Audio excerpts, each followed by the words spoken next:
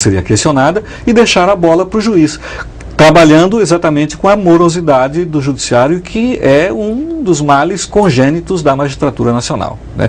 E na lei ficha limpa estadual vai acontecer a mesma coisa. Vamos falar de eleições 2012. Quais serão os procedimentos de combate à corrupção para que essas pessoas fichas sujas não possam... Vai ser usado ficha limpa mesmo? Vai aplicar com rigor? Qual é a posição do MCCE? Olha, os caras aí estão acendendo vela preta para o Supremo. E a gente, como é do bem, a gente acende vela branca, a gente ilumina o Supremo. E temos acompanhado, inclusive, a postura dos ministros. Porque eu quero só relembrar o questionamento, quem foi enquadrado na lei ficha limpa, e aí foi sem número de pessoas no Brasil inteiro, dizia o seguinte: olha, a lei não pode, a lei eleitoral, para ser modificada, tem que obedecer ao artigo 16 da Constituição, ou seja, tem que ter 1 ano. Então toda a manifestação, inclusive daqueles ministros que julgaram contra a lei ficha limpa, contra a aplicabilidade na eleição de 2010, também entendiam que, no mérito, a lei é fantástica, não há nenhum outro defeito. A OAB, o Conselho Federal da OAB, no ano passado, sabendo que já havia alguma manifestação de alguns partidos políticos, etc., inclusive alguns laranja, que ingressariam com um ADIM no Supremo contra a lei ficha limpa, pelo menos para conseguir uma liminar para que ela não tivesse validade, a OAB se antecipou e entrou com uma ADC, que é uma ação declaratória, em que a entidade pede para o Supremo declarar que tal lei é inconstitucional. O voto do ministro Luiz Fux não era favorável à lei. Depois a gente entendeu, foi verificar, e aí o próprio ministro Joaquim Barbosa pediu vistas, e aí o ministro Fux foi confrontado com a sua própria, o próprio voto, e aí ele entendeu diferente e tal. Então, desse modo, a gente entende que a lei vai ser aplicada, né? E aí o que o MCCE vai fazer esse ano? Vai dialogar com a sociedade. Assim como a gente lá no passado discutia a lei da compra de voto, assim como a gente discutia a questão das assinaturas para a lei da ficha limpa, a gente vai dialogar com a sociedade isso. E mais, vamos estar difundindo também, e isso é muito importante, a nossa proposta, que já está na rua, já está nas ruas, de coleta de assinaturas para a reforma política no país. Então, além de tudo isso, a gente deve, inclusive, colocar no site do MCCE, mcce-mt.org, não tem o BR, no site do MCCE a gente vai colocar modelos de impugnação baseados em dispositivos da lei ficha limpa, em que a pessoa lá de Colniza pode baixar e impugnar um candidato lá da localidade, a pessoa lá de Vila Rica, a pessoa de Sinop, a pessoa de Tangará da Serra, e a pessoa de Vargas Grande e de Cuiabá, naturalmente. Uma última pergunta, o caso do Delcimar Silva, da Câmara de Vereadores, o MCCE tem acompanhado? A questão da Câmara de Cuiabá é grave.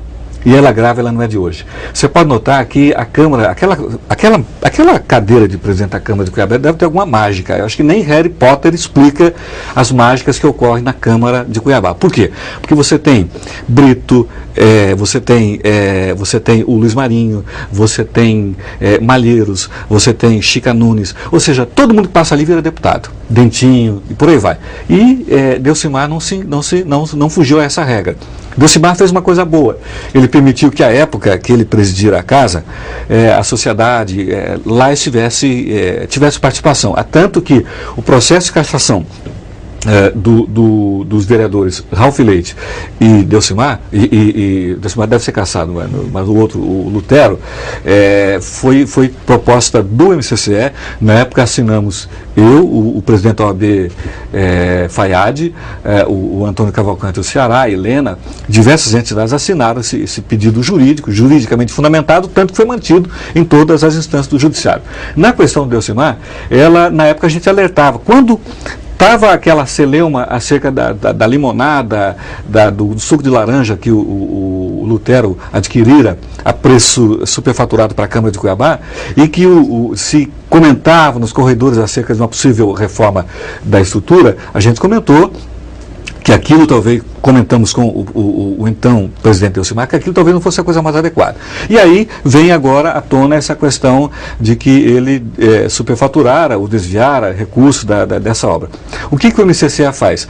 É evidente que, na medida em que as outras entidades, a própria Câmara, o próprio Ministério Público não ajam, a gente faz uma intervenção. Nós fizemos a intervenção na questão da Chica Nunes porque ninguém agira. Nós fizemos a intervenção da questão do Lutero porque ninguém ousara ingressar. Então, no caso do Tribunal de Contas, ano passado, do mesmo modo. Na questão da GECOPA, da mesma forma. Então, na questão do Elcimar, que a gente considera grave, gravíssimo até, se nenhuma entidade, se a Câmara não fizer o seu trabalho, é evidente que o MCCE vai se adonar dessa tarefa em nome da sociedade, né, no sentido de restaurar, obrigá-lo a devolver, se houve excesso, e a gente acredita aqui que houve excesso de pagamento, né, para não falar outro nome, e é evidente que a questão da improbidade precisa ser colocada também. Quero agradecer a presença do senhor aqui no RDTV. Muito obrigado, bom dia a todos. Vamos agora ao comentário de Romilson Dourado. O deputado estadual Zeca Viana, presidente do PDT no estado, fez uma revelação curiosa e intrigante. Ele disse que seu irmão Getúlio Viana, que está no segundo mandato de prefeito de Primavera do Leste, enfrenta processo movido pelo Ministério Público por fazer milagre com o dinheiro público. Eu explico. A prefeitura recebeu recursos para construir 100 casas populares. Getúlio não se conteve em fazer unidades muito acanhadas, como estava previsto, e com o mesmo dinheiro conseguiu melhorar a estrutura das casas, colocando cerâmica, reboque, pintura, colocou um bom telhado e ampliou o tamanho de cada uma delas em 9 metros quadrados e, de quebra, ainda fez 6 casas a mais. A prefeitura só construiu uma casa no tamanho original para ser comparada com as demais. Pois não é que Getúlio foi acionado por improbidade administrativa porque não respeitou o projeto de origem? Independente de questão partidária, do prefeito não ter traquejo político e muito menos habilidade para lidar com os moradores, o fato é que ele, nesse caso, tentou mostrar que é possível fazer muito mais com o mesmo dinheiro, mas está pagando por isso como alguém desonesto. Essa é mais uma prova de que os órgãos de fiscalização precisam repensar suas ações. Seus promotores e procuradores precisam sair dos gabinetes. Há muita diferença entre teoria e prática. Por que, nesse caso, o membro do Ministério Público não foi checar em loco a execução do projeto? É por isso que muitos estão desiludidos com a vida pública. Com raras exceções, são taxados de corruptos, de ladrões. Será que não é por isso que, diante de poucos ou quase nada de candidatos qualificados, temos tantas dificuldades de acertar na hora do voto? Fica a reflexão. Obrigado, Romilson. O RDTV fica por aqui. Para você, uma excelente terça-feira e nos vemos de novo amanhã nesse mesmo horário. Até lá.